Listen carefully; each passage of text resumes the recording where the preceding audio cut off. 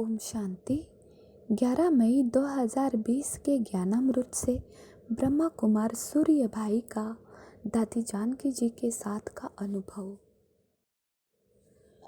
ब्रह्मा कुमार सूर्य भाई मधुबन, जो कि माउंट आबू से है, वो कहते हैं 27 मार्च के सवेरे के 2 बजे जब देवगण चहु और विचरण कर रहे थे, राज ऋषि तपस्या में मगन थे, प्रकृति संपूर्ण शीतल और सतो प्रधान थी, तब एक महान आत्मा ने नश्वर देह छोड़कर परमात्मा की गोद ली।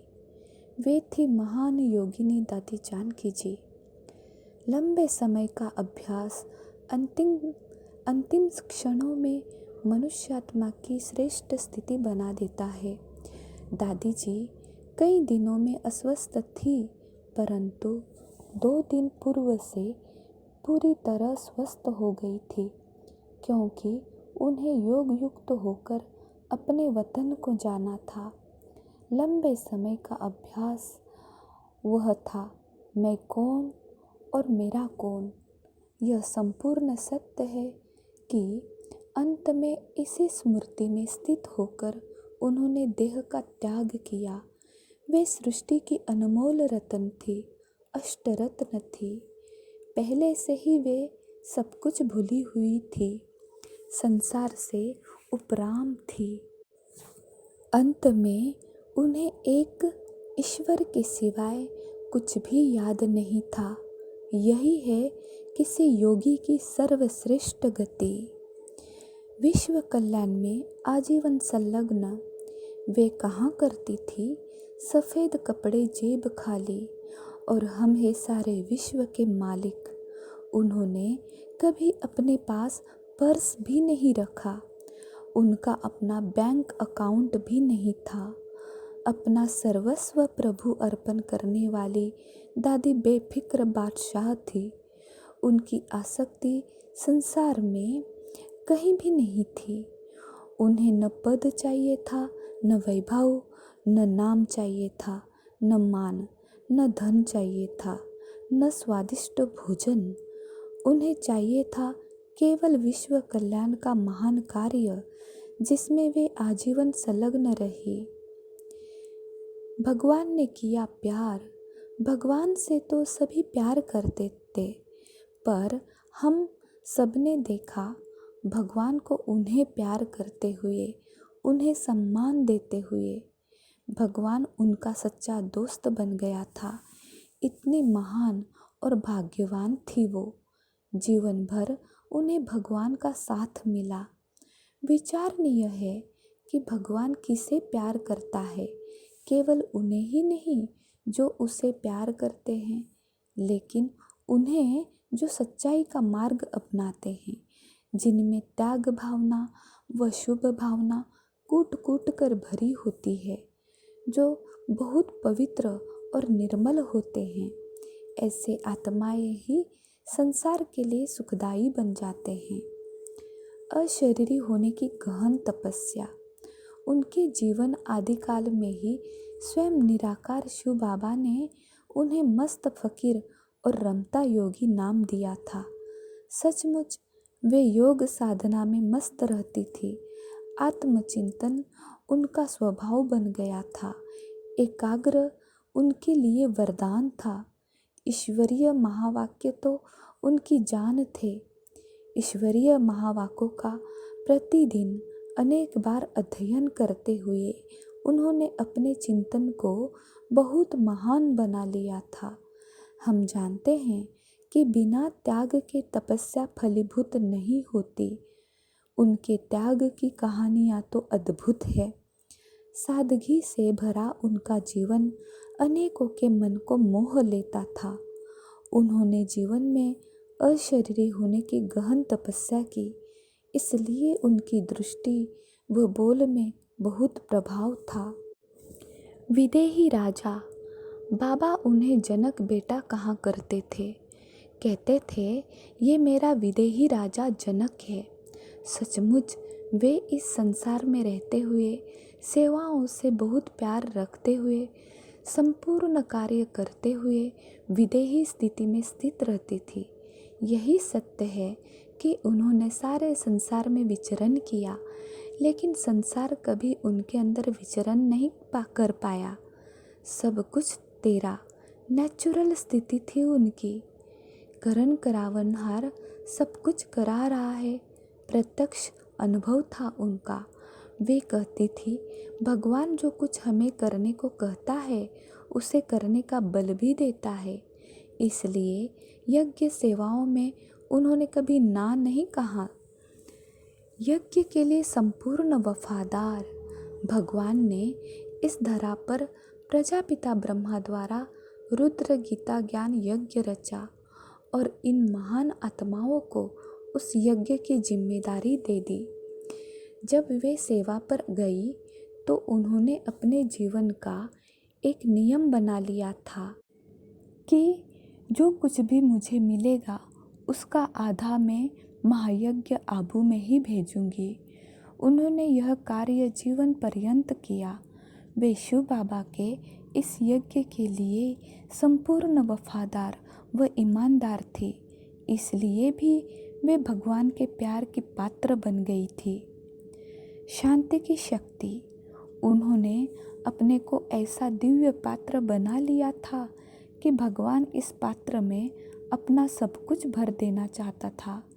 शांति की अनंत शक्ति, शांति के सागर भगवान ने उन्हें प्रदान कर दी थी।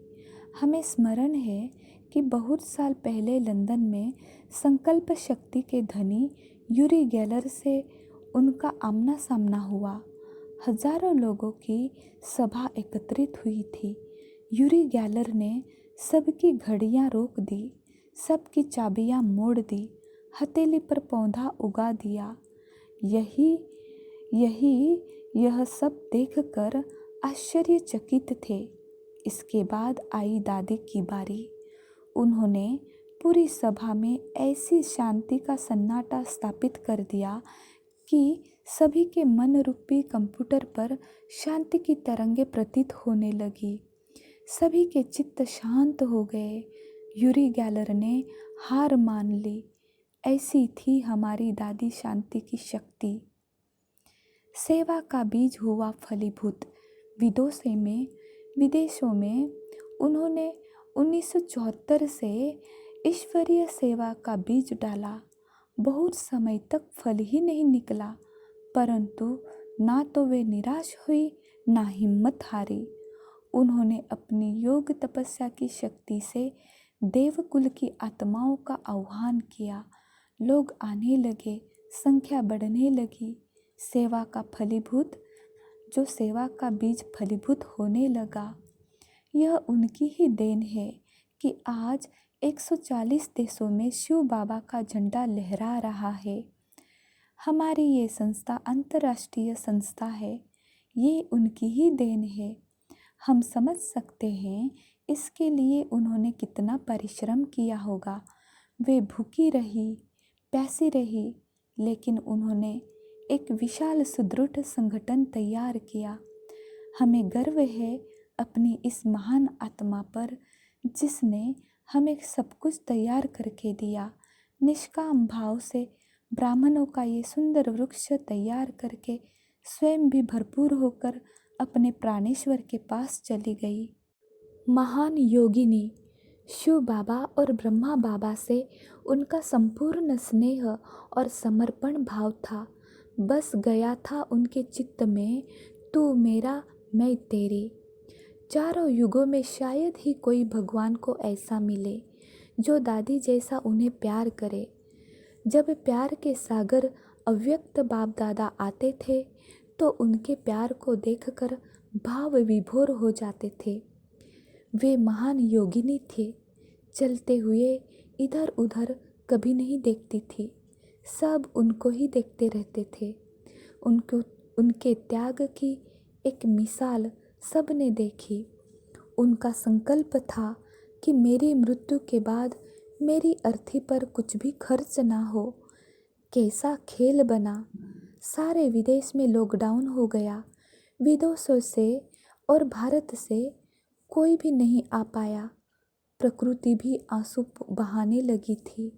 हवाओं में भी सन्नाटा था, आकाश में भी नमी थी। प्रकृति को भी लगा कि उसे भी सहारा देने वाला कोई चाहिए, और बिना कुछ खर्च किए हुए उनका अंतिम संस्कार हो गया। दिव्य बुद्धि की धनी दादी जानकी जी पढ़ी लिखी नहीं थी, क्योंकि अब से 100 वर्ष पहले नारी शिक्षा का इतना प्रचार प्रसार नहीं था। परंतु आज उनके स्कॉलर्स उनके जीवन भर भी पीएचडी कर रहे हैं। अमेरिका के वैज्ञानिक ने उन्हें मोस्ट स्टेबल माइंड, संपूर्ण स्थित बुद्धि का टाइटल भी दिया था। ज्ञानी जन समझ सकते हैं कि अपने मन को संपूर्ण एकाग्र वही कर सकता है जिसे दिव्य बुद्धि प्राप्त हो। उनके पास डिग्रियां नहीं थी, लेकिन वे बहुत बुद्धिमान थी। अनेक डिग्री प्राप्त लोग उनसे सलाह लेने आते थे। विजडम डिग्रियां से नहीं, ईश्वरीय ज्ञान से प्राप्त होता था। त्याग भी करता था नमस्कार। उनके अंतिम 3-4 वर्षों में मुझे उनके पास जाने का अनेक बार अवसर मिला। यद्यपि वे कुछ ज़्यादा नहीं बोलती थी, पर हम वहाँ से परम आनंद से भरपूर होकर आते थे।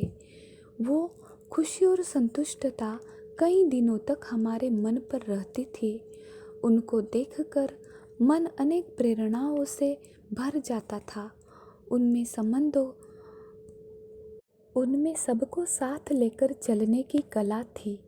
उनके सामने बैठकर हमें भी उन जैसा त्यागी बनने की तीव्र प्रेरणा जागृत हो जाती थी। जब हम थक जाते थे, तब हम उनको याद करते थे कि वे इतनी आयु में भी कितनी अथक है, और हम भी चार्ज हो जाते थे।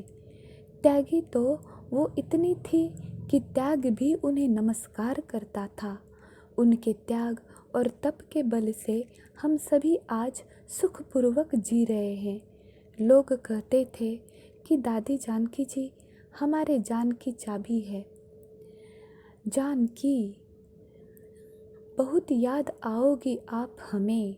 हम दादी जी की छत्र छाया में 50 वर्ष रहे। ब्रह्मा कुमार सूर्य भाई जी कहते हैं कि उनका प्यार व पालना प्राप्त की हमने उनसे बहुत कुछ सीखा। बाबा जब अव्यक्त हुए तो दादी जी बहुत समय मधुबन में रहती थी। उनके क्लासेस हमारे लिए गाइडलाइन बन गई। उनके जीवन की अमिट छाप जीवन पर पड़ गई। दादी माँ, बहुत याद आओगी आप हमें। आपके द्वारा दिए जाने वाले 5 बादाम, 1 सेब, 1 वरदान और मीठी टोली सदा ही हमें याद आएंगे। हम आपके रहे हुए संपूर्ण कार्यों को पूर्ण करेंगे। यही